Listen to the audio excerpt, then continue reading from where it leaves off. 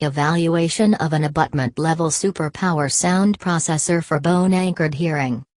By Arjan J. Bosman, Ivo Crete, Emmanuel A. M. Mylanus, Myrthe K. S. Hall, Ad FM Snik via clinical otolaryngology.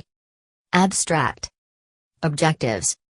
Performance of an abutment-level SuperPower sound processor for bone-anchored hearing. The Ponto 3 SuperPower from Oticon Medical, BCD2, was compared to an earlier model from Oticon Medical, BCD1. Design. A comparative study in which each patient serves as its own control. Setting. Tertiary clinic.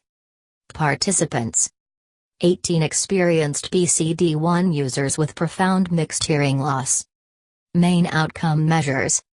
Speech reception thresholds in noise, APHAB and SSQ questionnaires.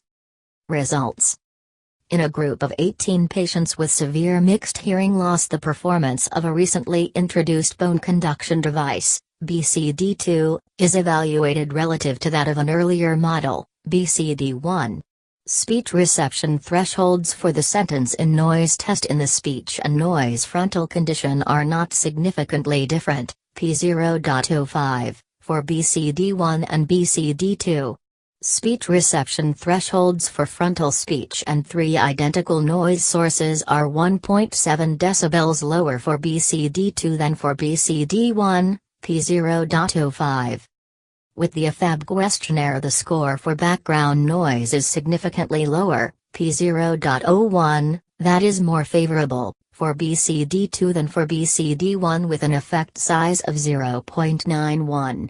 The APHAB domain scores for ease of communication, reverberation, and aversiveness of loud sounds are not significantly different for both devices, P0.05.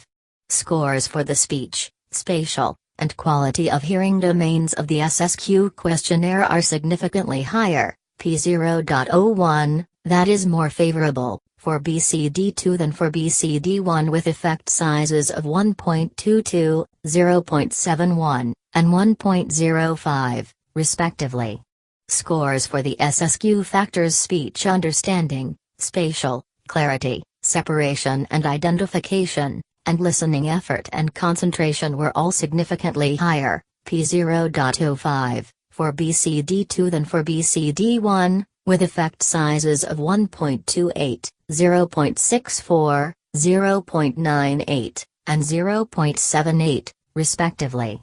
On a proprietary questionnaire, 16 patients indicate a preference for BCD2 over BCD1 for conversations in a small group and 2 patients have no preference for either device.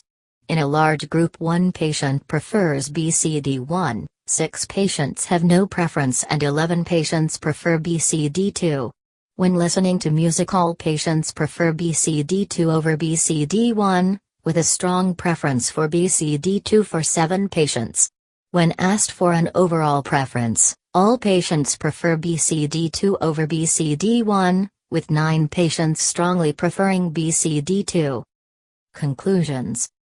The lower speech reception thresholds in noise with BCD2 relative to BCD1 can be attributed to the speech omnidirectionality mode of BCD2.